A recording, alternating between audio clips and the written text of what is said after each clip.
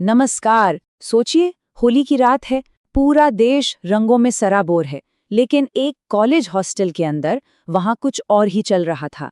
एक पार्टी जो जश्न के लिए रखी गई थी, लेकिन वो बहुत जल्द खून और खौफ की एक भयानक रात में बदलने वाली थी। तो आखिर सवाल ये उठता है कि उस रात हॉस्टल की उन 4 दीवारों के पीछे ऐसा क्या हुआ जिसने सब कुछ बदल कर रख दिया। चले, आज हम उसी खौफनाक रात की कहानी की हर परत को खोलकर देखते हैं। तो कहानी की पहली रात और एक खूनी शुरुआत।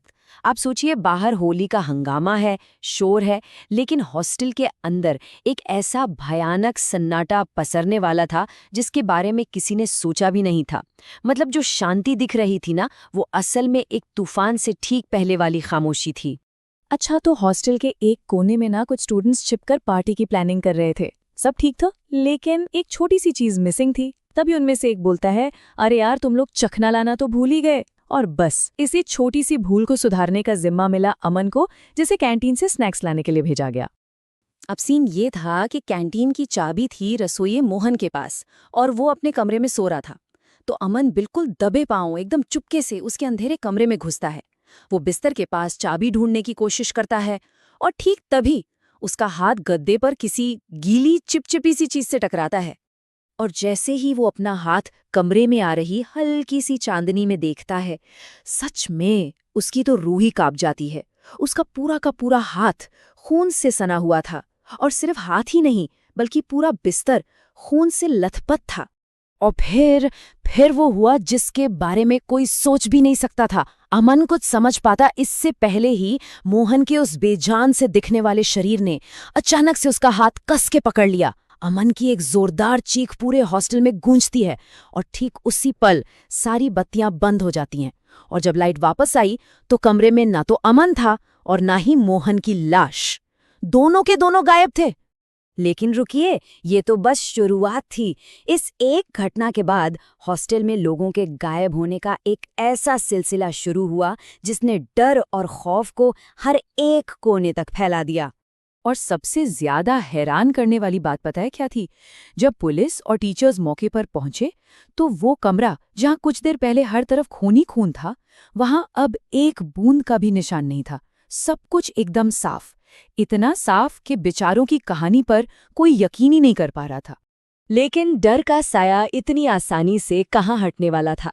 मोहित नाम का एक और स्टूडेंट जब अकेले एक अंधेरे कॉरिडोर से गुजर रहा था, तभी उसके कानों में एक ठंडी डरावनी आवाज आती है, वो दोनों तो मेरे साथ खून की होली खेल चुके हैं, अब तुम्हारी बारी है। और उस एक रात में खौफ की रफ्तार बहुत तेज थी। सोचिए, रात 10 बजे अमन और मोहन गायब होते हैं। कुछ ही घंटे बाद ठीक 1 बजे मोहित भी गायब हो जाता है। और हद तो तब हो गई जब सुबह के 4 बजे गार्डिंग पर लगे 2 पुलिस वाले भी लापता हो गए।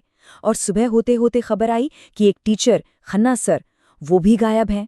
एक के बाद एक सबके सब गायब होते जा रहे थे। हर घटना में एक अजीब डरावना पैटर्न नजर आ रहा था। पहले कोई गायब होता, फिर उस जगह पर ढेर सारा खून मिलता, और फिर थोड़ी ही देर में वो खून का नामो निशान तक मिट जाता, जैसे कभी था ही नहीं। जाहिर है, ये कोई मामूली क्राइम तो नहीं था, और बिना किसी सबूत के पुलिस के हाथ पूरी तरह से खाली थे। तो अब कहानी का रुख एक ऐसी जगह की तरफ मुड़ता है जहां इस पूरी कहानी के सारे राज दफन थे। वो जगह थी हॉस्टल का बेसमेंट, जहां पिछले कई सालों से किसी ने कदम तक नहीं रखा था।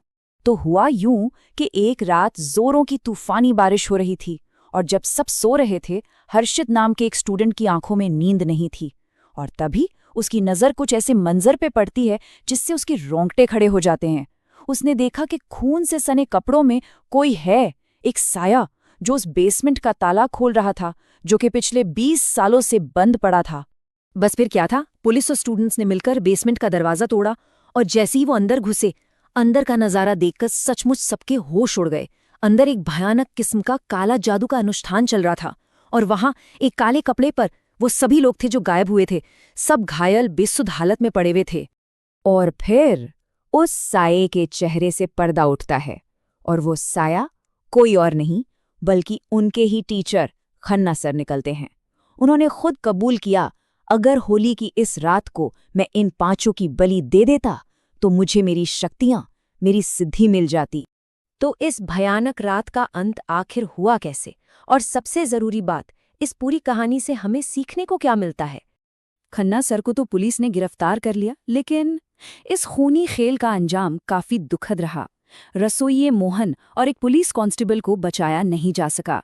मतलब 3 जिंदगियां तो बच गईं, लेकिन 2 हमेशा के लिए खामोश हो गईं। और ये बात याद रखना बहुत जरूरी है कि वो सिर्फ हर्षित की उस एक पल की समझदारी और हिम्मत थी जिसकी वजह से 3 लोग उस भयानक बलि का शिकार होने से बच गए। सोच कर देखिए, अगर उस रात उसकी आंख ना खुली होती तो इस कहानी का अंत कितना कितना ज्यादा भयानक हो सकता था। तो ये कहानी हमें एक बहुत ही परेशान करने वाले सवाल के साथ छोड़ जाती है। ये एक तरह की चेतावनी है, अंधविश्वास के अंधेरों के बारे में और उस बुराई के बारे में जो अक्सर हमारे जाने पहचाने चेहरों के पीछे ही छिपी होती है। आखिर कौन कह सकता है कि किसके मन में क्या चल रहा है, कौन सा राज छिपा है?